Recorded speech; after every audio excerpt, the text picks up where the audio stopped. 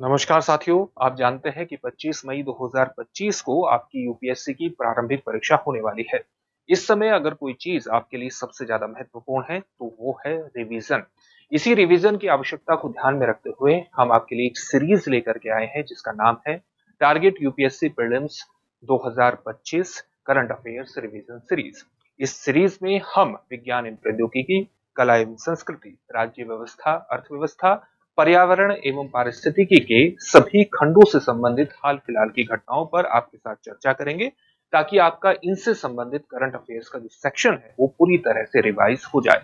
आज हम जिस खंड पर बात करने जा रहे हैं वो पर्यावरण एवं पारिस्थितिकी से जुड़ा हुआ है। पर्यावरण एवं पारिस्थितिकी के 3 एपिसोड आपके सामने आएंगे और ये पहला एपिसोड है। तो चलिए बिना देरी के आज के प्रोग्राम की शुरुआत करते हैं और सबसे पहली खबर को देखते हैं। सबसे पहली खबर हमारी हीट वेव से जुड़ी हुई है। आजकल हीट वेव एक बहुत बड़ा हॉट टॉपिक बन चुका है क्योंकि जैसे जैसे गर्मी आती है आप जानते हैं कि हीट वेव जैसी कंडीशन बढ़ती चली जाती है। हर साल गर्मी नए रिकॉर्ड बना रही है। 2025 में भी ऐसा माना जा रहा है कि वर्ष 2024 के सभी रिकॉर्ड टूट सकते हैं, जबकि वर्ष 2024 ने पहले की गर्मियों के रिकॉर्ड तोड़े थे। इसलिए हीट वेव के बारे में सामान्य जानकारी हासिल करना हमारे लिए महत्वपूर्ण है। तो ये चर्चा में इसलिए है ये टॉपिक क्योंकि लगातार भारत में हम देख रहे हैं कि साल दर साल गर्मी बढ़ती जा रही है। न केवल भारत में बढ़ रही है बल्कि पूरी दुनिया में हम देख रहे हैं कि लगातार भीषण गर्मी बढ़ती जा रही है साल दर साल। इसी कारण से हीट वेव को आपदा प्रबंधन अधिनियम 2005 के अंतर्गत एक अधिसूचित आपदा की सूची में जोड़ने की भी लगातार चर्चा हो रही है। यानी ये माना जा रहा है कि हीट वेव को अब आधिकारिक रूप से एक राष्ट्रीय आपदा के रूप में मान्यता प्रदान कर दी जानी चाहिए। और जब हम राष्ट्रीय आपदा के रूप में मान्यता प्रदान करने की बात करते हैं तो सीधे तौर पर उसका मतलब है कि आपदा प्रबंधन अधिनियम 2005 के अंतर्गत उसको अधिसूचित किया जाना चाहिए। सीधे तौर पर इसका यही मतलब है। यानी अधिसूचित आपदा का मतलब क्या हुआ?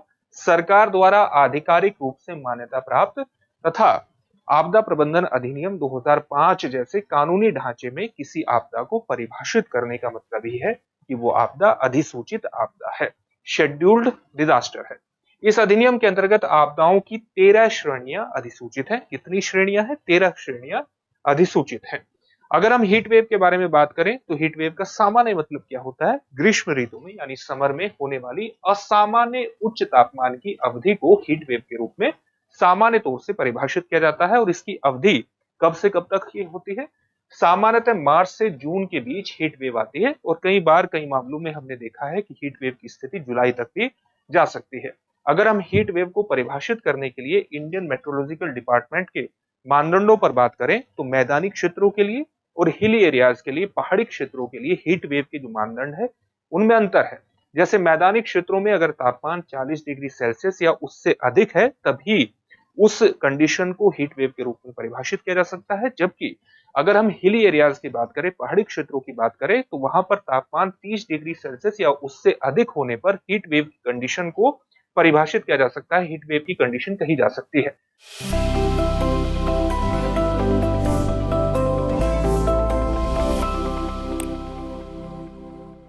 अगर एक सामान्य चार्ट के माध्यम से देखें तो आप देख सकते हैं कि प्लेन्स के लिए, मैदानी क्षेत्रों के लिए 40 डिग्री सेल्सियस या उससे अधिक की स्थिति में हम हीट वेव को परिभाषित करते हैं और हिली एरियाज में, पहाड़ी क्षेत्रों में 30 डिग्री सेल्सियस या उससे अधिक जब तापमान होता है तभी हम वहां के क्षेत्र को हीट वेव से प्रभावित क्षेत्र के रूप में परिभाषित करते हैं। लेकिन इसमें एक डिविएशन भी होता है। डिविएशन क्या होता है? नॉर्मल टेम्परेचर से टेम्परेचर कितना ऊपर है।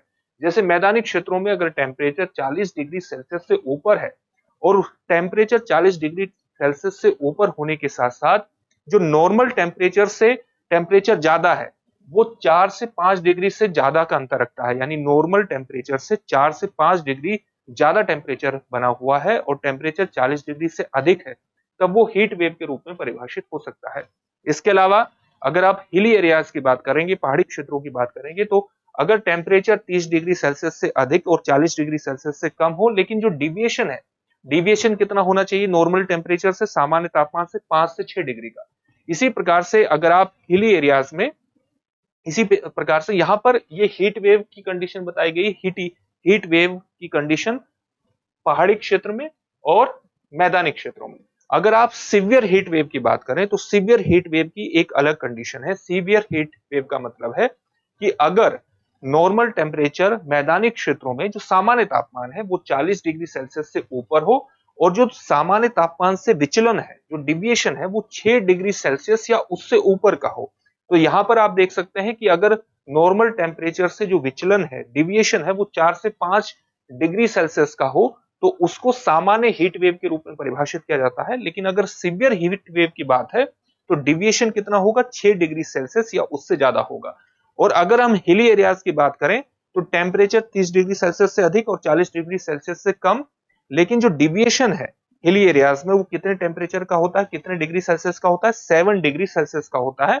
जबकि जो हीट वेव की कंडीशन थी उसमें 5 से 6 डिग्री सेल्सियस का था। और सिवियर हीट वेव की कंडीशन में जो हिली एरियाज में डेविएशन है नॉर्मल टेम्परेचर से वो 60 डिग्री सेल्सियस का है। तो अलग अलग संस्थाएं इसको अलग अलग रूप में परिभाषित करती हैं। जैसे हीट वेव घोषित करने के अगर हम मानदंड के आधार पर देखें, इस चीज के आधार पर देखें कि डिविएशन कितना होगा, तो उसका भी एक स्थिति देख लेते हैं सामान्य से अधिक तापमान बढ़ने के आधार पर, यानी विचलन कितना है सामान्य तापमान के मुकाबले। अगर हम सामान्य हीट वेव या ग्रीष्म लहर की बात करें तो नॉर्मल टेम्परेचर से जो विचलन है वो 4.4 डिग्री सेल्सियस से 6.4 डिग्री सेल्सियस का विचलन होगा। जबकि गंभीर हीट वेव की स्थिति तब होगी जब सामान्य से तापमान 6.4 डिग्री सेल्सियस से ऊपर बढ़ जाए, तब हम उसको गंभीर हीट वेव या सीवियर हीट वेव के रूप में परिभाषित करते हैं। अगर हम वास्तविक अधिकतम तापमान के आधार पर हीट वेव की बात करें तो एक और परिभाषा हमारे सामने आती है। सामान्य हीट वेव की स्थिति में वास्तविक अधिकतम तापमान 45 डिग्री सेल्सियस या उससे ऊपर का रहता है और गंभीर हीट वेव तब कही जाती है जब वास्तविक तापमान 47 डिग्री सेल्सियस या उससे अधिक हो जाए। तो ये भी एक परिभाषा हमारे सामने हीट वेव घोषित करने के मानदंडों के रूप में आती है। हीट वेव या हीट इंडेक्स को रंगों के आधार पर विभिन्न स्तरों में भी वर्गीकृत किया जाता है। जैसे अगर सामान्य जो प्रायोगिक तापमान सूचकांक है वो 35 डिग्री सेल्सियस से नीचे रहता है तो इस कंडीशन को माना जाता है कि व्यक्ति अपने सामान्य कामकाज करता रहता है, उसको बहुत ज्यादा चिंता करने की आवश्यकता नहीं है और इसको हरे रंग से सूचित किया जाता है। लेकिन अगर प्रायोगिक तापमान सूचकांक 36 डिग्री सेल्सियस से 45 डिग्री सेल्सियस तक पहुंच जाता है तो ये कुछ चिंता का विषय बनता है। इसमें अपने आप को लगातार हाइड्रेट करते रहना चाहिए, यानी पानी पीते रहना चाहिए और लिक्विड चीजों को ज्यादा लेना चाहिए अपने आप को सुरक्षित रखने के लिए। और इस सूचकांक को पीले रंग से सूचित किया जाता है।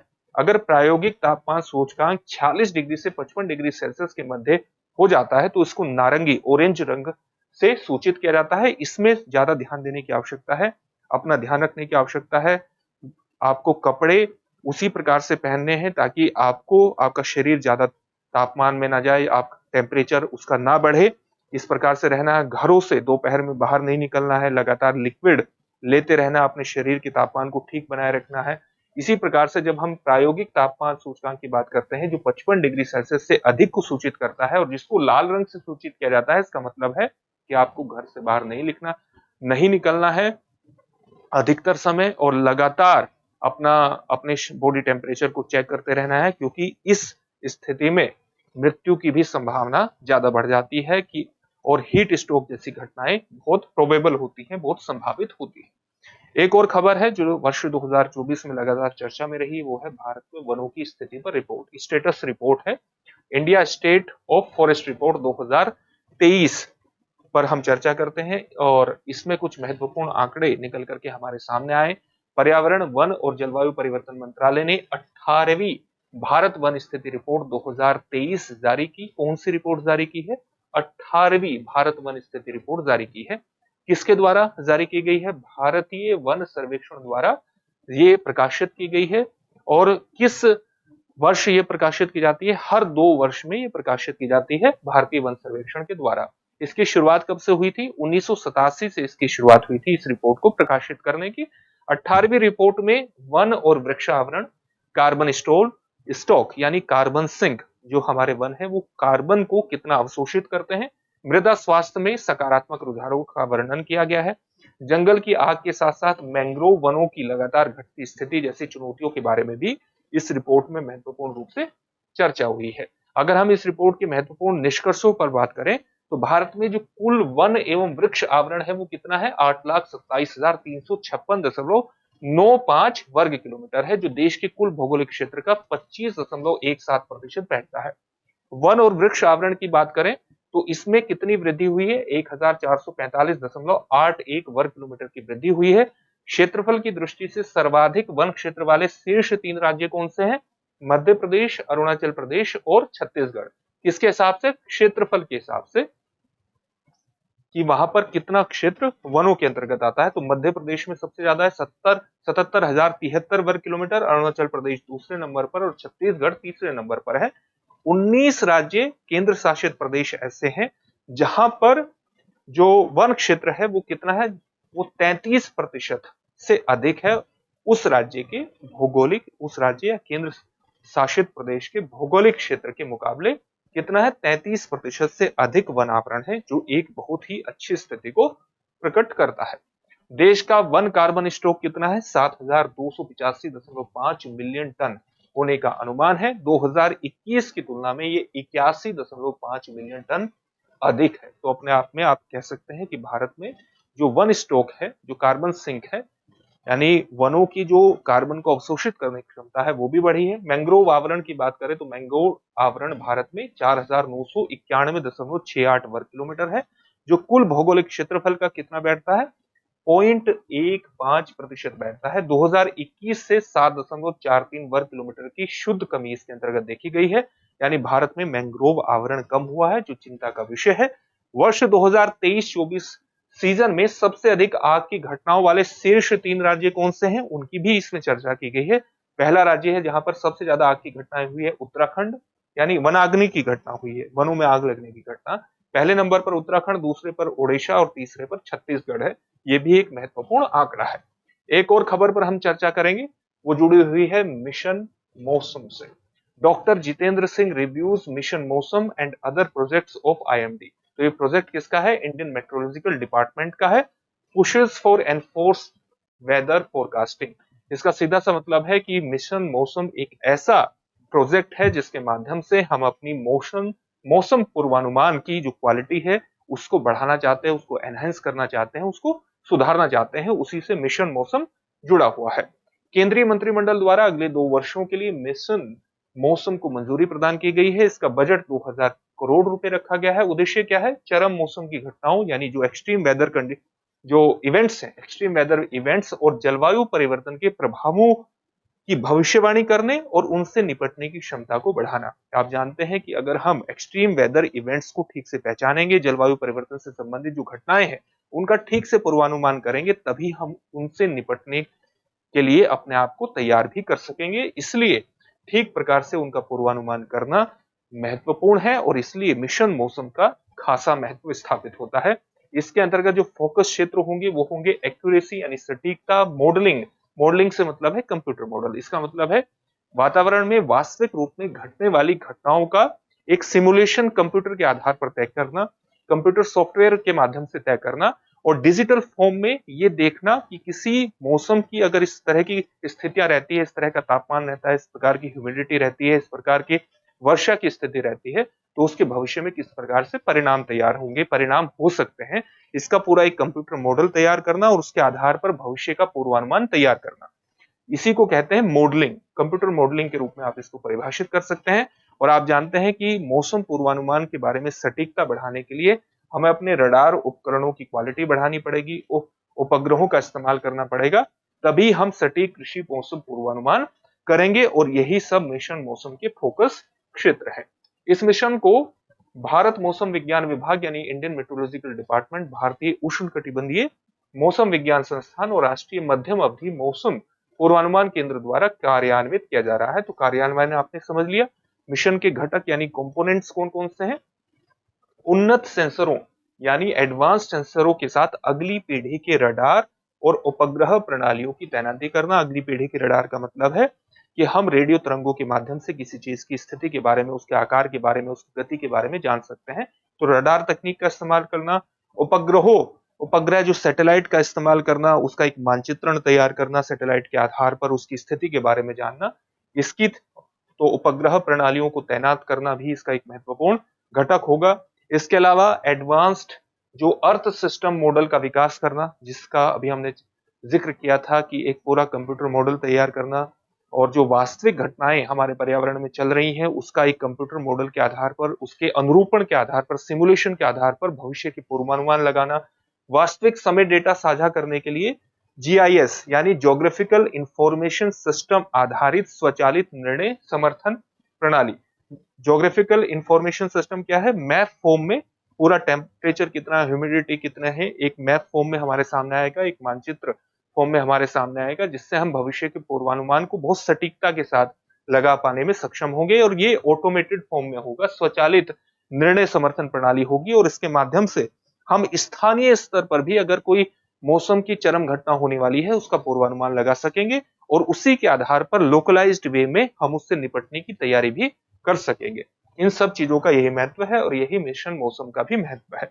एक और खबर थी जो लगातार चर्चा में रही, वो राष्ट्रीय जल पुरस्कार से जुड़ी हुई है। चलिए इसको भी विस्तार से जानते हैं। चर्चा में इसलिए रही क्योंकि 5वें राष्ट्रीय जल पुरस्कार 2023 के विजेताओं की घोषणा की गई। और ये किसके द्वारा पुरस्कार प्रदान किए जाते हैं? जल शक्ति मंत्रालय के तहत जल संसाधन, नदी विकास और गंगा संरक्षण विभाग द्वारा ये प्रदान किए जाते हैं। ये प्रतिष्ठित पुरस्कार भारत भर में जल संरक्षण को बढ़ावा देते हैं। जल संरक्षण और प्रबंधन में व्यक्तियों, संगठनों और संस्थानों के प्रयासों को एक प्रकार से मान्यता प्रदान कर देते हैं ये पुरस्कार।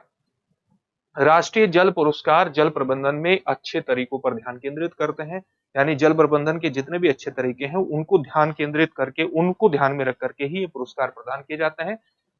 उन पहलों पर प्रकाश डालते हैं जो सरकार के जल समृद्ध भारत के दृष्टिकोण के अनुरूप है। भारत सरकार का एक दृष्टिकोण है, दृष्टिकोण का नाम क्या है? जल समृद्ध भारत, यानी भारत में जल की किसी प्रकार की कोई कमी नहीं है, और जल की कमी न हो इसके लिए जल का प्रबंधन करना महत्वपूर्ण है। और उसी प्रैक्टिसेस को ध्यान में रखते हुए एक पूरा ध्यान रखा जाता है कि कौन अलग अलग क्षेत्रों में महत्वपूर्ण काम कर रहा है।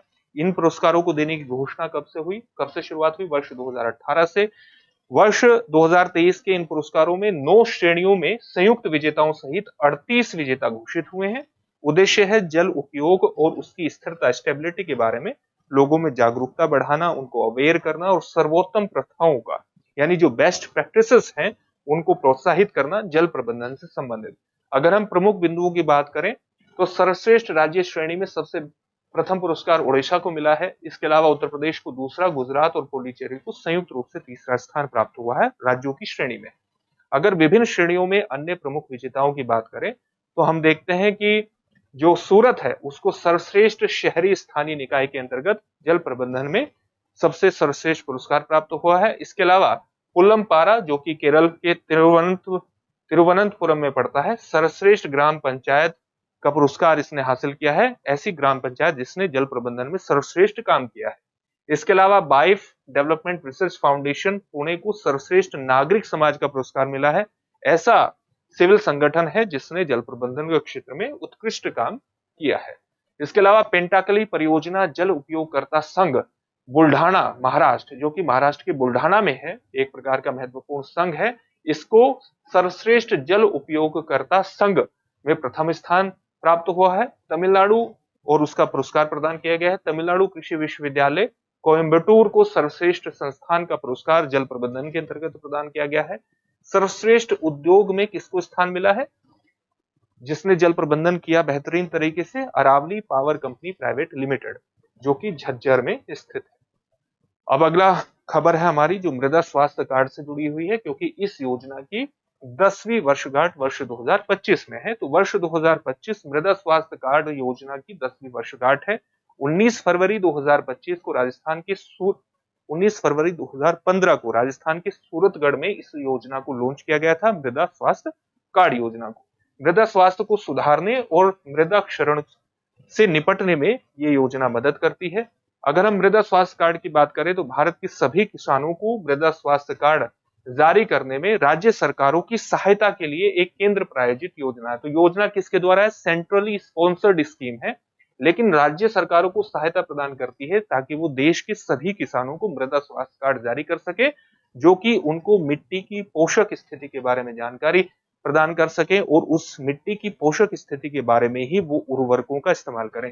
यानी मिट्टी में जिस पोषक तत्व की कमी है उसी पोषक तत्व को डालने का काम करें उर्वरकों के माध्यम से। दूसरे पोषक तत्व जिनकी कमी नहीं है उन पर बेवजह खर्च न करें।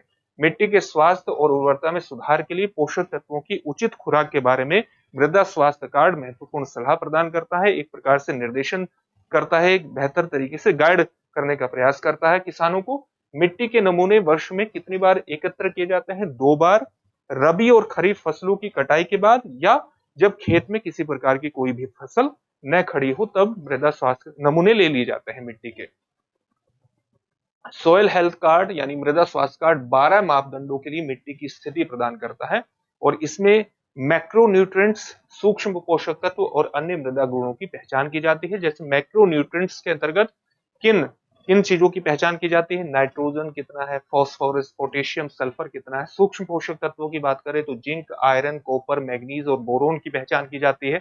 इसके अलावा अन्य मृदा गुणों में मृदा की जो पीएच मान कितना है ये ध्यान में रखा जाता है और उसमें कार्बनिक कार्बन की उपस्थिति कितनी है ये भी जांच की जाती है, ये भी पता लगाने की कोशिश की जाती है ताकि बेहतर निर्णय किया जा सके और उसके आधार पर उर्वरकों का इस्तेमाल किया जा सके किसानों के द्वारा। अगर हम सोयल हेल्थ कार्ड के अंतर्गत पहलों की बात करें तो ग्राम स्तरीय मृदा परीक्षण प्रयोगशालाएं क्या है? ये स्थानीय स्तर पर छोटी विकेंद्रीकृत डिसेंट्रलाइज्ड मृदा परीक्षण प्रयोगशालाएं हैं। इसके अलावा स्कूल मृदा स्वास्थ्य कार्यक्रम क्या है? इसका उद्देश्य नमूना संग्रह करना यानी मृदा का नमूने को कलेक्ट करना, उसका परीक्षण और इसके अलावा उसके सोयल हेल्थ कार्ड उत्पादन के माध्यम से छात्रों को मृदा स्वास्थ्य और स्थिरता, उसकी स्टेबिलिटी पर शिक्षित करना है। किसका काम है? स्कूल मृदा स्वास्थ्य कार्यक्रम का। 2024 तक कार्यक्रम का विस्तार 1020 स्कूलों तक और 1000 मृदा परीक्षण प्रयोगशालाएं स्थापित करने की बात की गई थी और इसमें ये लक्ष्य पहले एक प्रकार से रखा गया था।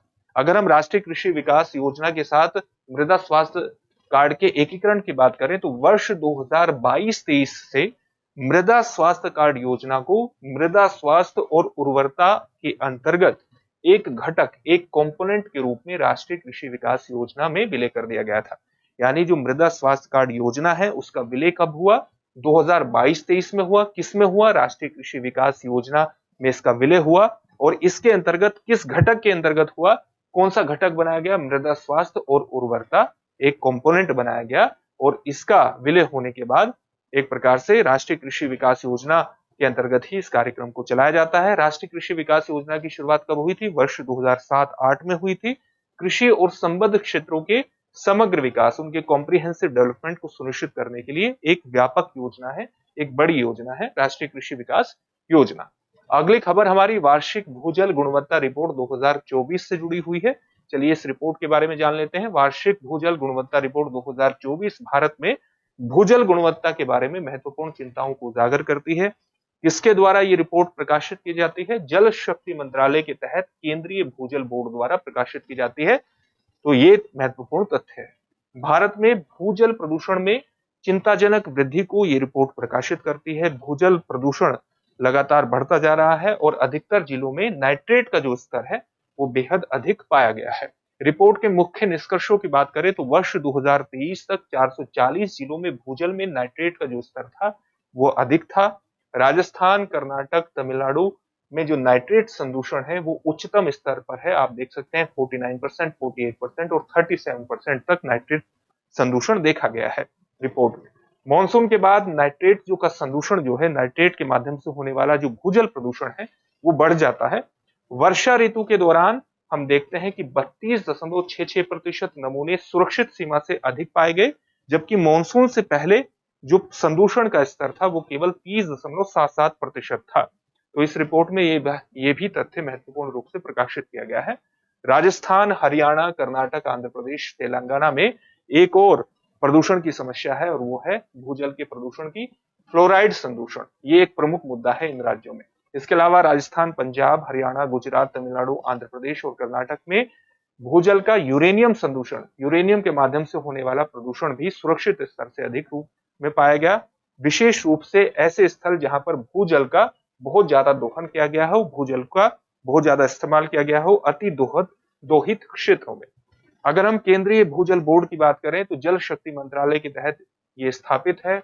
और कब स्थापित किया गया था? 1970 में स्थापित किया गया था।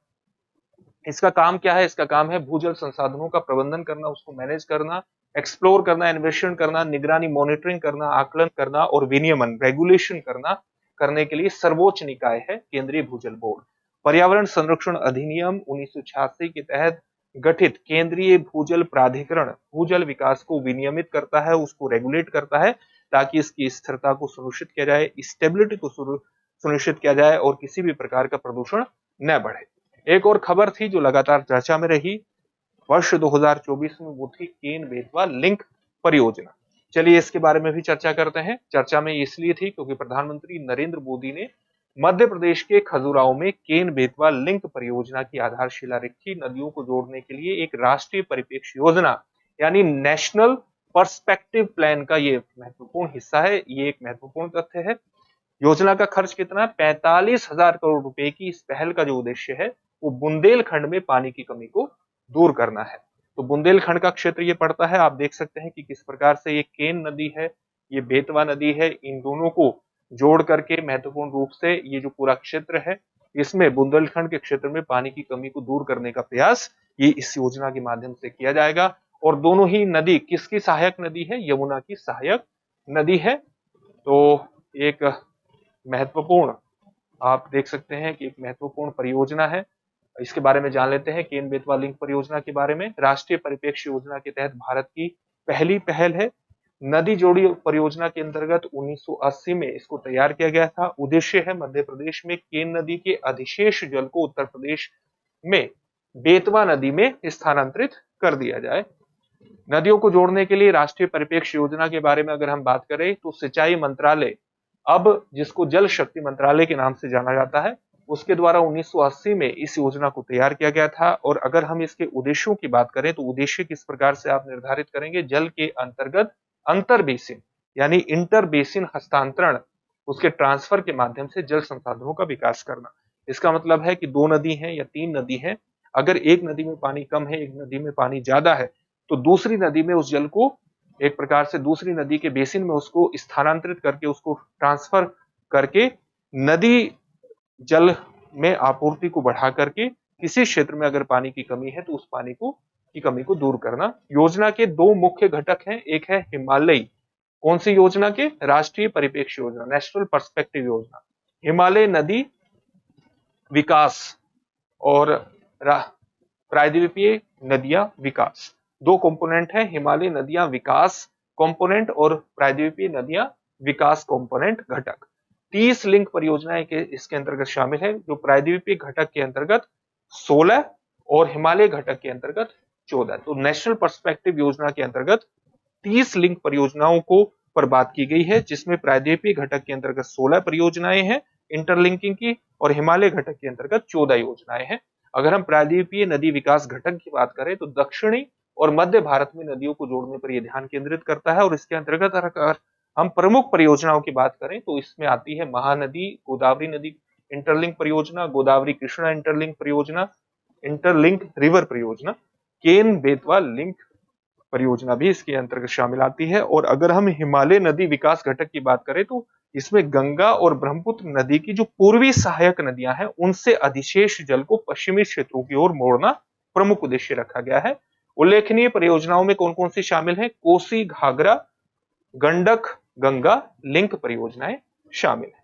तो इसके बारे में हमने जान लिया। आप जानते हैं कि वर्ष 2024 में जो COP29 की बैठक हुई थी, United nation framework convention on climate change से संबंधित, वो अजरबैजान के बाकू में हुई थी, जिसमें कुछ महत्वपूर्ण निर्णय लिए गए, उनके बारे में जानना हमारे लिए महत्वपूर्ण है। तो जलवायु परिवर्तन पर संयुक्त राष्ट्र फ्रेमवर्क कन्वेंशन के पक्षों का जो 29वां सम्मेलन हुआ था वो अजरबैजान के बाकू शहर में हुआ था। इस सम्मेलन में 200 से अधिक, लगभग 200 से अधिक वैश्विक जलवायु चुनौतियों, 200 से अधिक देशों ने वैश्विक जलवायु चुनौतियों से निपटने के उद्देश्य से कुछ समझौतों पर महत्वपूर्ण रूप से बातचीत करी। तो इसके निष्कर्ष के रूप में देख लेते हैं क्या चीजें कुछ निकल करके आई है।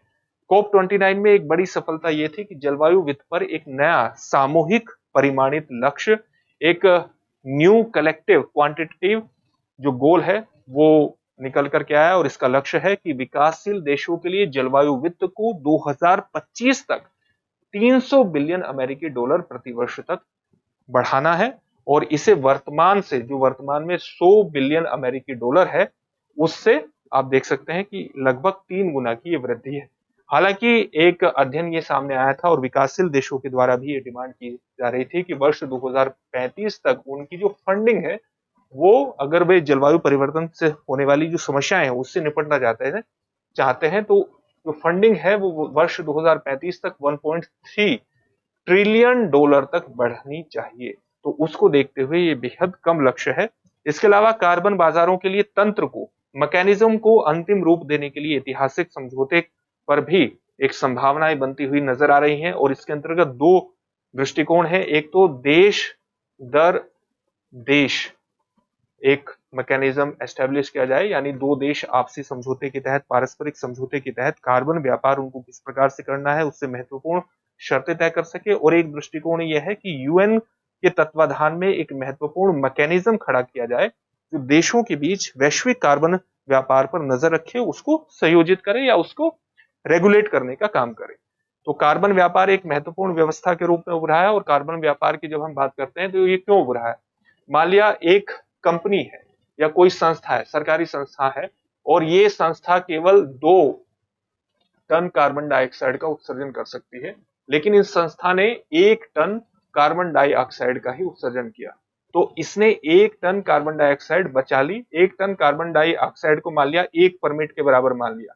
अब इस परमिट को ये इंटरनेशनल मार्केट में व्यापार कर सकता है। किस प्रकार से? मान लिया कोई संस्था है, इसका जो मैंडेट है वो है 10 टन कार्बन डाइऑक्साइड का उत्सर्जन कर सकता है, लेकिन इसके द्वारा 12 टन या 13 टन या 14 टन कार्बन डाइऑक्साइड का उत्सर्जन किया गया। अब ये इंटरनेशनल मार्केट में जाएगा और इस तरह के परमिट खरीदेगा ताकि इसके प्रभाव को ऑफसेट कर सके, वरना और इसके प्रभाव को ऑफसेट करके क्या कर सके, जो फाइन है, जो एक प्रकार से जो आप कह सकते हैं कि जो कलंकित भी किया जाता है, किसी को स्टिग्मेटाइज भी किया जाता है इंटरनेशनल लेवल पर कि ये संस्था है और अपने जो कार्बन लक्ष्य है उसका पालन नहीं कर रही है, तो उससे बचने के लिए अंतरराष्ट्रीय मार्केट में इस परमिट को खरीदेगा और इसकी जो पूरी व्यवस्था है उसी को हम कार्बन व्यापार कहते हैं। तो इस कार्बन व्यापार को किस प्रकार से रेगुलेट करना है, किस प्रकार से संयोजित करना है, किस प्रकार से इसको विनियमित करना है, इसकी भी एक व्यवस्था पर बात हुई है और सहमति बनती हुई दिखाई दे रही है। इसके अलावा अमेरिका, जर्मनी, ब्रिटेन और संयुक्त अरब अमीरात सहित 30 से अधिक देशों ने जैविक अपशिष्ट से मीथेन को कम करने पर COP29 घोषणा का समर्थन किया। भारत इसका हस्ताक्षरकर्ता नहीं है। जैविक अपशिष्ट को माना जाता है कि ये जैविक अपशिष्ट का मीथेन उत्सर्जन में लगभग 20% का योगदान है और इसका प्रमुख स्रोत क्या है? पशुधन को इसका प्रमुख स्रोत माना जाता है और भारत में जो पशुधन है वो बहुत विस्तृत है, बहुत बड़ा आकार है। भारत इसका हिस्सा नहीं बना है। इसके अलावा COP29 ने बाकू कार्य योजना को अपनाया और स्थानीय समुदाय और स्वदेशी लोगों को के मंच के तहत, स्थानीय समुदाय यानी local communities and indigenous people platform के तहत सुविधाजनक कार्य समूह यानी फैसिलिटेटिव वर्किंग ग्रुप के अधिदेश यानी उसके मैंडेट को नवीनीकृत किया। इसका सीधा सा मतलब है कि जलवायु कार्रवाई के अंतर्गत या जलवायु परिवर्तन की समस्या का समाधान करने के लिए हम स्थानीय समुदाय के जो वैल्यूज हैं उनको अपनी नीति में शामिल करें, उनका जो ज्ञान है उसको वैज्ञानिक ज्ञान के साथ मिलाएं, उनकी भागीदारी, स्थानीय समुदायों की भागीदारी को जलवायु परिवर्तन की समस्या से निपटने के अंतर्गत शामिल किया जाए तो हम बेहतर परिणाम हासिल कर सकते हैं। इसके अलावा लीमा एक वर्क प्रोग्राम है ऑन जेंडर, यानी लीमा कार्यक्रम ऑन जेंडर को अगले 10 वर्षों के लिए बढ़ाने का भी निर्णय किया गया है। इसका सीधा सा मतलब है कि जलवायु परिवर्तन की लड़ाई में जो लैंगिक दृष्टिकोण है उसको भी शामिल किया जाए और लैंगिक दृष्टिकोण का मतलब है महिलाओं के दृष्टिकोण को भी इसमें शामिल करना, उनको भी पुरुषों के समान भागीदारी उनकी जलवायु परिवर्तन की लड़ाई में शामिल करना। भारत के लिए कोप का महत्व क्या है? जो कॉन्फ्रेंस ऑफ पार्टीज है, जो कि United nation framework convention on climate change के अंतर्गत एक महत्वपूर्ण बैठक है, देशों की बैठक है। भारत की जो पहली एनडीसी है यानी नेशनल डिटरमिन्ड कंट्रीब्यूशन है वो वर्ष 2015 में प्रस्तुत किए गए थे। इनके माध्यम से भारत ने जलवायु परिवर्तन की समस्या से किस प्रकार से निपटेगा इसकी एक कार्य योजना प्रस्तुत की थी। भारत ने वर्ष 2022 में अपने जलवायु लक्ष्यों को भी अपडेट किया और उसने ये कहा कि वो अपनी कार्बन इंटेंसिटी को, यानी एक भारत अगर जीडीपी के 1% आंकड़े को हासिल करता है तो उसके अंतर्गत कितना कार्बन डाइऑक्साइड या कार्बन उसने उत्सर्जित किया है, इसको हम यानी पर यूनिट जीडीपी वृद्धि में कितना कार्बन डाइऑक्साइड या कार्बन उत्सर्जित हो रहा है, उसको हम कार्बन इंटेंसिटी के रूप में परिभाषित करते हैं। तो भारत ने कहा कि वर्ष 2020 तक भारत अपनी जो उत्सर्जन इंटेंसिटी है, उत्सर्जन तीव्रता है, उसको 30 से 35% तक कम करेगा और इसके अलावा गैर जीवाश्म ईंधन से अपनी ऊर्जा क्षमता, जो गैर जीवाश्म ईंधन है उनका प्रयोग बढ़ाएगा और अपनी ऊर्जा क्षमता को 40% तक पूरा करेगा केवल गैर जीवाश्म ईंधनों से ही।